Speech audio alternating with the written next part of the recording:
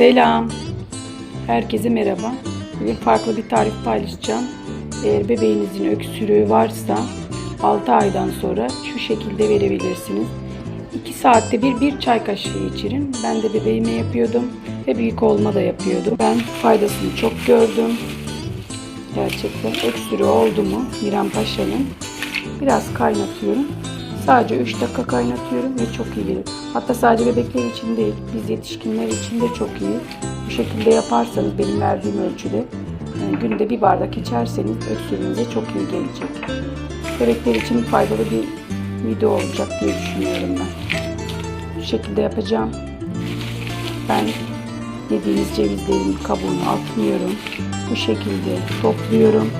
Öksürük olduğu zaman bebeğimde ya da bende ya da büyük oğlumda ya da eşimde kaynatıp içiyoruz. Evet, şöyle yapacağım.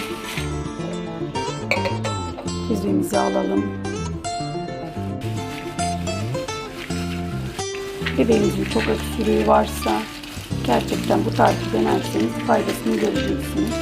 Ben çok gördüm. Şöyle içindeki zarını da atmıyoruz. Şöyle göstereceğim size. İçindeki zarıyla kabuğuyla birlikte kaynatıyoruz hanımlar. Bu şekilde ekleyeceğim 3 tane ceviz. Şu içindeki zarı atmıyoruz hiçbir şekilde. Onu kaynatacağız. Şöyle ekliyorum cezvemi.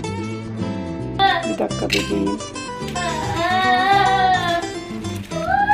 Gördüğünüz gibi içindeki zarları atmıyorum. Onları da topluyorum. Bu şekilde atıyorum. 3 dakika kaynatacağım. Sadece bir 3 dakika kaynatmanız yeterli olacaktır. Evet, benim bardak ölçüm normal. Küçük, çok büyük değil. Evet, şöyle ekledim. Evet, cezvemi alacağım ve ocağa bırakıyorum. Evet, altını yakıyorum.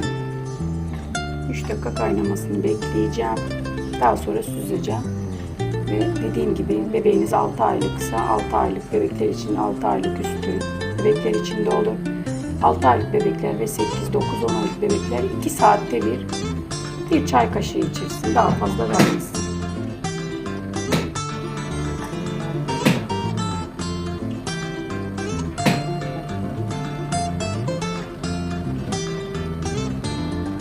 Evet, bu şekilde 3 dakika kaynattım.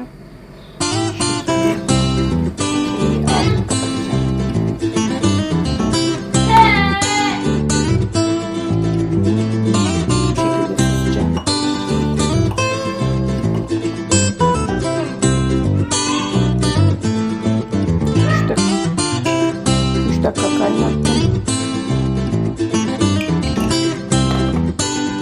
3 tane ceviz kabuğu yeterli olacaktır. Dediğim gibi içindeki zarıyla birlikte 3 dakika kaynatıyoruz ve sürekli bir şekilde olacak. Ve şık diye bebeklerimizi size öksürüğünüzü kesecek. Eğer videomu beğendiyseniz lütfen beğenmeyi, abone olmayı lütfen unutmayın. Şimdiden bebeklerinize ve size afiyet olsun.